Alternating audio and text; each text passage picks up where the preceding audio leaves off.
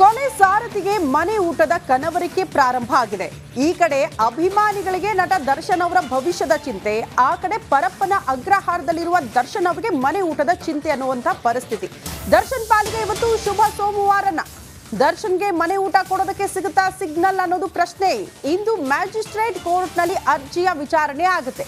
Magistrate court ಆದೇಶಕ್ಕಾಗಿ ಕಾತರದಿಂದ ಕಾಯ್ತಿದ್ದಾರೆ. ಫುಡ್ ಪಾಯ್ಸನ್ ಆಗ್ತಾ ಇದೆ, ಜೈಲೂಟ ತಿಂದು ಆರೋಗ್ಯದಲ್ಲಿ ಸಮಸ್ಯೆ ಆಗ್ತಾ ಇದೆ, ಆರೋಗ್ಯದಲ್ಲಿ ಏರ್ಪೇರ್ ಆಗ್ತಾ ಇದೆ ಅನ್ನುವಂಥ ಕಾರಣ ಕೊಟ್ಟಿದ್ದಾರೆ.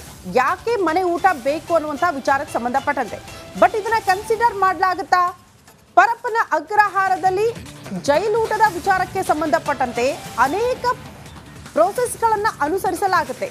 ಅದೆಲ್ಲವನ್ನ ಮೀರಿ ಅಷ್ಟೋ ಜನ ಕೈದಿಗಳು ತಿನ್ನುವಂತಹ ಊಟ ಬರೀ ದರ್ಶನ್ ಅವರಿಗೆ ಮಾತ್ರ ಅದು ಫುಡ್ ಪಾಯ್ಸನ್ ಆಗೋದಕ್ಕೆ ಸಾಧ್ಯನಾ? ಇದನ್ನ ಕನ್ಸಿಡರ್ ಮಾಡಿ ಇವತ್ತು ಕೋರ್ಟ್ ಯಾವ ರೀತಿ ಆದೇಶವನ್ನ ಕೊಡಬಹುದು ಅನ್ನೋದು ಸದ್ಯ ಇರುವಂತಹ ಕುತೂಹಲ. ಬಹುತೇಕ ಮನೆ ಊಟ ಸಿಗೋದು ಡೌಟ್ ಅಂತ ಹೇಳಲಾಗ್ತಾ ಇದೆ, ಗೊತ್ತಿಲ್ಲ ಹೇಗೆ ಈ ಕೇಸನ್ನ ಕೋರ್ಟ್ ಕನ್ಸಿಡರ್ ಮಾಡುತ್ತೆ, ಯಾವ ರೀತಿ ಆದೇಶವನ್ನ ನೀಡುತ್ತೆ ಅಂತ. ಆದ್ರೆ ಮನೆ ಊಟ ಬೇಕು ಅಂತ ನಟ ದರ್ಶನ್ ಕನವರಿಸ್ತಿದ್ದಾರೆ. ಅವರ ಪರ ವಕೀಲರು ಕೂಡ ಅದನ್ನೇ ಹೇಳ್ತಿದ್ದಾರೆ, ಆರೋಗ್ಯದಲ್ಲಿ ಸಮಸ್ಯೆ ಆಗ್ತಾ ಇದೆ, ಮನೆ ಊಟ ಬೇಕೇ ಬೇಕು ಅಂತ.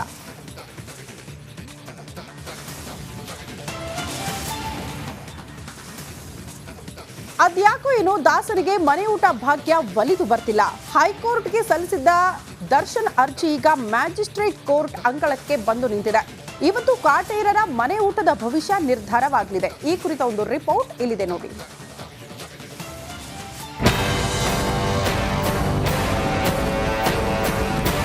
Poisson, food poison. ಕೊಲೆ ಕೇಸ್ನಲ್ಲಿ ಜೈಲು ಪಾಲಾಗಿರೋ ದಾಸನಿಗೆ ಫುಡ್ ಪಾಯ್ಸನ್ ಆಗಿದೆ. ಜೈಲೂಟ ತಿಂದು ಅನಾರೋಗ್ಯದಿಂದ ಬಳಲ್ತಿದ್ದಾನೆ. ಹೀಗಂತ ನಾವು ಹೇಳ್ತಾ ಇಲ್ಲ. ಖುದ್ದು ಕೊಲೆ ಆರೋಪಿ ದರ್ಶನ್ ಅಲಿಯಾಸ್ ಡಿ ಬಾಸ್ ಪರ ವಕೀಲರು ಹೈಕೋರ್ಟ್ಗೆ ಅರ್ಜಿ ಸಲ್ಲಿಸಿದ್ದಾರೆ. ಮನೆ ಊಟಕ್ಕಾಗಿ ಮನವಿ ಮಾಡಿದ್ದಾರೆ.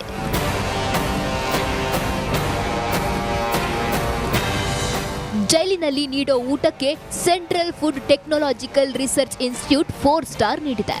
ಜೈಲೂಟ ತುಂಬಾ ಉತ್ತಮ ಅಂತ ಬಿರುದು ಕೊಟ್ಟಿದೆ. ಇದಿಷ್ಟೇ ಅಲ್ಲ, ಯಾವುದೇ ಕಾರಣಕ್ಕೂ ವ್ಯಕ್ತಿಯ ಆರೋಗ್ಯದ ಮೇಲೆ ಜೈಲೂಟ ಪರಿಣಾಮ ಬೀರಲ್ಲ ಅಂತ ಜೈಲಧಿಕಾರಿಗಳು ರಿಪೋರ್ಟ್ ಕೊಟ್ಟಿದ್ದಾರೆ.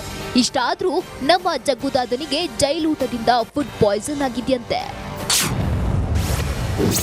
ಇಂದಾದ್ರೂ ದರ್ಶನ್ಗೆ ಸಿಗುತ್ತಾ ಮನೆ ಊಟ ಭಾಗ್ಯ?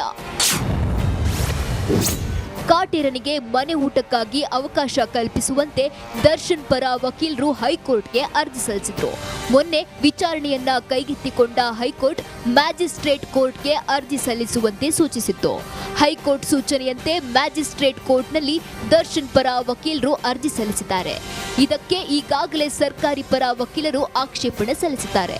ಇಂದು ಮಧ್ಯಾಹ್ನ 24ನೇ ಎಸಿಎಂಎಂ ಕೋರ್ಟ್ನಲ್ಲಿ ದರ್ಶನ್ ಅರ್ಜಿ ವಿಚಾರಣೆ ನಡೆಯಲಿದೆ. ಜೈಲೂಟದಿಂದ ಫುಡ್ ಪಾಯ್ಸನ್ ಆಗಿದ್ಯೋ ಇಲ್ವೋ ಗೊತ್ತಿಲ್ಲ. ಆದ್ರೆ ದಾಸನಿಗೆ ಜೈಲೂಟ ಸೇರ್ತಾ ಇಲ್ಲ ಅನ್ನೋದಂತೂ ಸತ್ಯ. ಮೊದಲೇ ನಾನ್ ವೆಜ್ ಪ್ರಿಯ ಕಾಟೇರನಿಗೆ ಜೈಲೂಟ ಅದ್ಹೇಗೆ ತಾನೇ ಹೋಗುತ್ತೆ ಹೇಳಿ. Bureau report, Republic Kannada. Renukaswamy ಕೊಲೆ ಪ್ರಕರಣದ ತನಿಖೆ ನಡೆಸ್ತಾ ಇರೋ ಪೊಲೀಸರಿಗೆ ಒಂದೊಂದೇ ಮಾಹಿತಿಗಳು ಲಭ್ಯವಾಗ್ತಾ ಇದೆ. ಆದ್ರೆ ದರ್ಶನ್ ಏನೇ ಮಾಡಿದ್ರು ಲಾಕ್ ಆಗೋದು ಪಕ್ಕಾ ಆಗಿದೆ. ಯಾಕೆ ಗೊತ್ತಾ? ಈ ಸ್ಟೋರಿ ನೋಡಿ.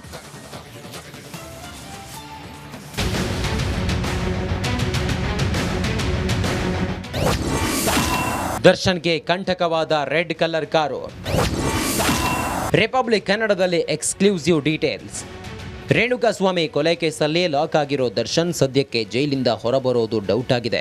ಯಾಕಂದರೆ ಪ್ರಕರಣದ ತನಿಖೆಯಲ್ಲಿ ಒಂದೊಂದೇ ಸತ್ಯಗಳು ಹೊರಬರ್ತಿದ್ದು ಪೊಲೀಸರು ಹಲವು ಮಾಹಿತಿಗಳನ್ನು ಸಂಗ್ರಹಿಸಿದ್ದಾರೆ. ಇದು ಸಹಜವಾಗಿಯೇ ದರ್ಶನ್ಗೆ ತೊಂದರೆಯಾಗಲಿದೆ.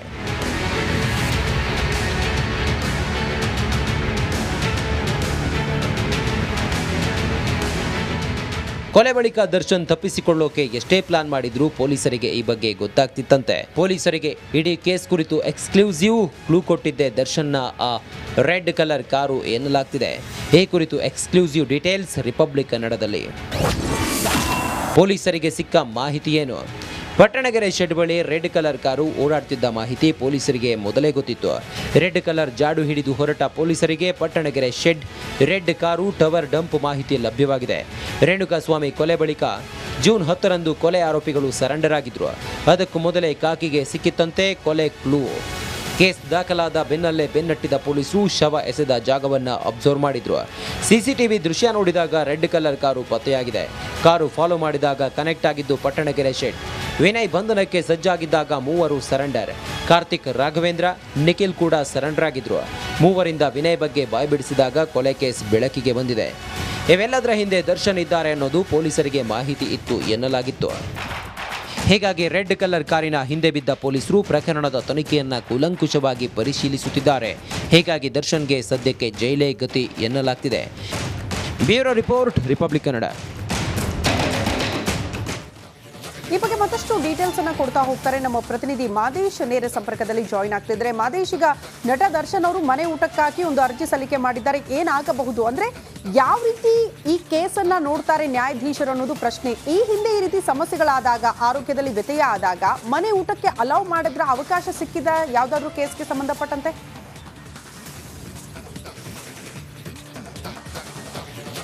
ಖಂಡಿತ ಶ್ರುತಿ, ಈ ಒಂದು ರೀತಿಯಾದಂಥ ಅಂದರೆ ಜೈಲಿನಲ್ಲಿರುವಂಥ ಕೈದಿಗಳಿಗೂ ಕೂಡ ಕಾನೂನಲ್ಲಿ ಒಂದಷ್ಟು ಅವಕಾಶಗಳಿದೆ.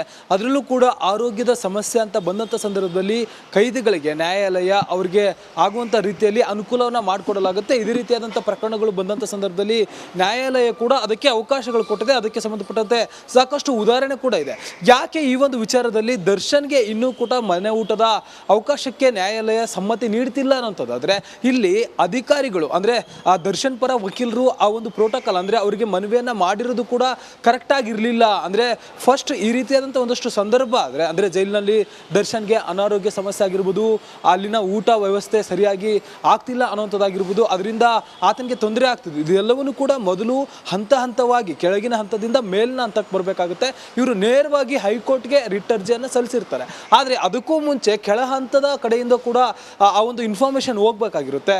ಮೊದಲು ಜೈಲು ಅಧಿಕಾರಿಗಳಿಗೆ ಇನ್ಫಾರ್ಮೇಷನ್ ಕೊಡಬೇಕಾಗುತ್ತೆ. ಜೈಲು ಅಧಿಕಾರಿಗಳಿಂದ ಡಿಜಿಗೆ ಆ ಒಂದು ಲೆಟರ್ ಹೋಗುತ್ತೆ. ಡಿಜಿಗೆ ಹೋದ್ಮೇಲೆ ಅಲ್ಲಿನ ಹಂತದ ಅಧಿಕಾರಿಗಳು ಅದನ್ನ ಹಿರಿಯ ಅಧಿಕಾರಿಗಳಿಗೆ ತಿಳಿಸಿ ಆ ರೀತಿಯಾದಂಥ ಒಂದಷ್ಟು ಕ್ರಮಕ್ಕೆ ಮುಂದಾಗ್ತಿದ್ರು.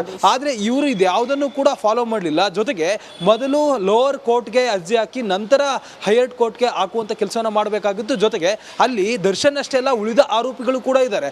ದರ್ಶನ್ ಜೊತೆ ಸೇರಿರುವಂಥ ಉಳಿದ 16 ಆರೋಪಿಗಳು ಕೂಡ ಇದ್ದಾರೆ. ಅವ್ರ್ಯಾರಿಗೂ ಕೂಡ ಆಗದಂತಹ ಆರೋಗ್ಯದ ಸಮಸ್ಯೆ ದರ್ಶನ್ಗೆ ಯಾಕೆ ಆಯ್ತು ಅನ್ನೋ ಪ್ರಶ್ನೆ ಕೂಡ ಇಲ್ಲಿ ಮೇಲ್ನೋಟಕ್ಕೆ ಮೂಡುತ್ತೆ. ಹೀಗಾಗಿ ಈ ಒಂದು ವಿಚಾರ ಕೋರ್ಟ್ ಕಾದ್ ನೋಡೋಣ. ಮಾದೇಶ್, ಧನ್ಯವಾದಗಳು ತಮ್ಮೆಲ್ಲ ಮಾಹಿತಿಗೆ.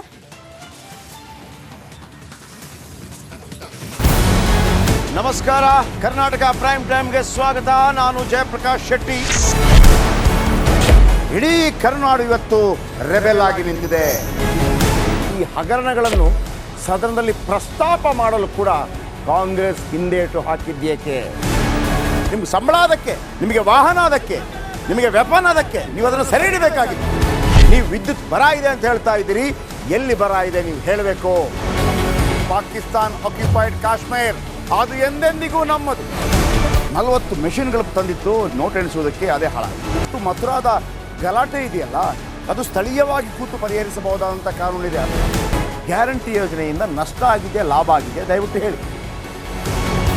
Dawood Ibrahim most wanted criminal ಯಾವಾಗಾದ ಅಂದರೆ ಇಲ್ಲಿ ತನಕ ಭಾರತ ದೇಶದಲ್ಲಿ ಓರ್ವ ದಲಿತ ಪ್ರಧಾನಿಯಾದಂಥ ಇತಿಹಾಸವೇ ಇಲ್ಲ. ರಿಪಬ್ಲಿಕ್ ವರ್ಲ್ಡ್ ಆಪ್ ಇದು ಕೇವಲ ಅಪ್ಲಿಕೇಶನ್ ಅಲ್ಲ, ಸಮಗ್ರ ಸುದ್ದಿಗಳ ಸಂಪರ್ಕ ಮಾರ್ಗಕ್ಕೆ ಕ್ರಾಂತಿಕಾರಿ ಬದಲಾವಣೆ. ರಿಪಬ್ಲಿಕ್ ವರ್ಲ್ಡ್ ಆಪ್ ಕೇವಲ ಸುದ್ದಿ ಅಪ್ಲಿಕೇಶನ್ ಅನ್ನ ಪರಿಚಯ ಮಾಡ್ತಾ ಇಲ್ಲ, ಬದಲಾಗಿ ಡಿಜಿಟಲ್ ಸುದ್ದಿ ಬಳಕೆಯ ಹೊಸ ಯುಗಕ್ಕೆ ನಾಂದಿ ಹಾಡ್ತಾ ಇದೆ. ಇದೊಂದು ಬ್ರೇಕಿಂಗ್ ನ್ಯೂಸ್, ಪ್ರಭಾವಶಾಲಿ ಕಾರ್ಯಕ್ರಮಗಳಿಗೆ ಗಟ್ಟಿಯಾದ ವೇದಿಕೆ. ರಿಪಬ್ಲಿಕ್ ವರ್ಲ್ಡ್ ಅಪ್ಲಿಕೇಶನ್ ಈಗ ಲೈವ್ ಆಗಿದೆ. ಗೂಗಲ್ ಪ್ಲೇ ಸ್ಟೋರ್ ಮತ್ತು ಆಪಲ್ ಆಪ್ ಸ್ಟೋರ್ ಎರಡರಲ್ಲೂ ಲಭ್ಯವಿದೆ. ಈಗಲೇ ಡೌನ್ಲೋಡ್ ಮಾಡಿ.